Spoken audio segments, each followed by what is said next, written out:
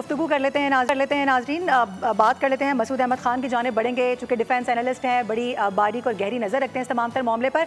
गुज़िश्ता रोज़ से भी पहले से हम देख रहे हैं कि किस तरह से भारत की जानिब से ही तमाम हथकंडे अपनाए जा रहे हैं, एक के बाद एक फेलियर सामने आ रहा है। उसके बाद अब बाकायदा तौर पर ये इतलात मौसूल हो रही हैं, जिस तरह से रात को हमारी जो इतला डिपार्टमेंट है उसकी जानिब से बताया गया है कि किसी भी वक्त कुछ भी हो सकता है और हम वक्त तैयार हैं। क्या समझ रहे हैं मसूद अहमद खान साहब, ये पंगा बहुत भारी पड़ने वाला है भारत को?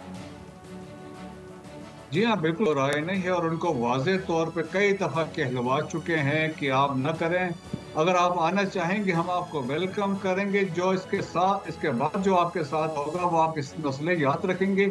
और देखें, विक्टोरियल है कि आप विदाउट प्रूफ कुछ ना करें। इंडिया को ये उन्होंने एडवाइस किया है कि कंसंट्रेट ऑन योर ट्रेड और चाइना पे, और बाकी इंटेलिजेंसिया भी यही कह रहा है, पब्लिक ओपिनियन भी यही है, वर्ल्ड मीडिया भी यही कह रहा है कि आप ना पंगा है। इसके बाद भी पंगा लेता है तो पाकिस्तान इज रेडी, पाकिस्तान उनको बिल करेगा और इसके बाद जो इनके साथ होगा so we will teach them a lesson. जो मैसेज किया है, देखें आज कल जो 2 क्वाड कॉप्टर्स फिर रहे थे for intelligence purposes, they were shot down. और आज जो राफेल जो थे Indian illegally occupied Jammu and Kashmir में डिटेक्ट हुए, तो मेरा ख्याल में अभी उनके लिए उस हिसाब से बिल्कुल कोई चांस नहीं बन रहा और बनेगा भी नहीं कोई चांस।